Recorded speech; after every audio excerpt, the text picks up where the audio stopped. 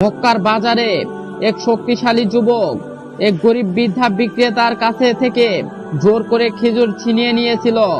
বৃদ্ধাটি কাঁদছিলেন, কিন্তু কেউ সেই যুবকের ভয়ে এগিয়ে আসছিল না।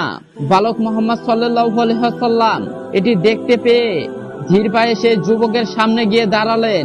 তিনি শান্ত কিন্তু দৃষ্ট কণ্ঠে বললেন, ভাই, আপনি এই বৃদ্ধার হক ছিনিয়ে নিয়েছেন।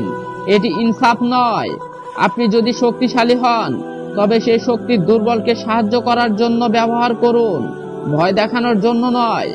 মুহাম্মদ সাল্লাল্লাহু আলাইহি ওয়াসাল্লাম চোখের সেই নির্ভীক চাহনি দেখে যুবকটি থতমত খেয়ে গেল।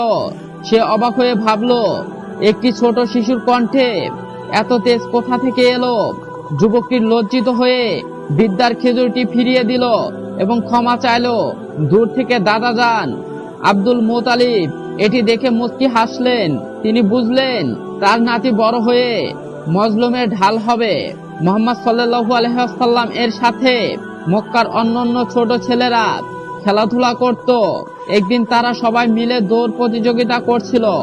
মুহাম্মদ সাল্লাল্লাহু আলাইহি ওয়াসাল্লাম সবার আগে চলে গেলেন, কিন্তু তিনি ফিনিশিং লাইনের কাছে গিয়ে দাঁড়িয়ে পড়লেন। বন্ধুরা এসে জিজ্ঞাসা করলো, মুহাম্মদ, তুমি তো চাইলে জিতে যেতে পারতে, দাঁড়ালে কেন? তিনি হাসি মুখে উত্তর দিলেন, তোমাদের পিছনে ফেলে একা জেতার মধ্যে কোনো আনন্দ নেই। আমরা সবাই যদি একসাথে লাইনে পৌঁছাই তবে কেউই মন খারাপ করবে না। খেলার মাঝে তিনি ইনসাফ আর ভ্রান্তর এক অনন্য উদাহরণ তৈরি করলেন। তিনি কখনো কাউকে গালি দিতেন না, কারো সাথে ঝগড়া করতেন না।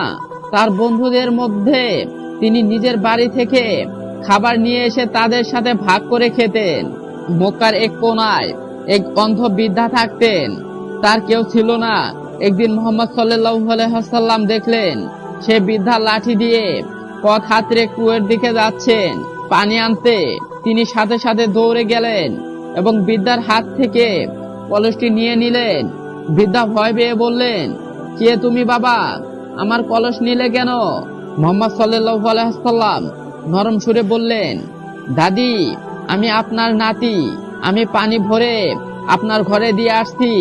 তিনি শুধু পানি ভরে দিলেন না, বৃদ্ধার ঘরটি ঝাড়ু দিয়ে পরিষ্কার করে দিলেন। বৃদ্ধা হাত তুলে দোয়া করলেন, ওহে বালক, আমি জানি না তুমি কে, কিন্তু আল্লাহ যেন তোমাকে জগতের আলো বানান। চাচা আবু তালিবের সংসার ছিল অনেক বড়, কিন্তু তার আয় ছিল সীমিত। ঘরে সব সময় খাবার মজুদ থাকতো না।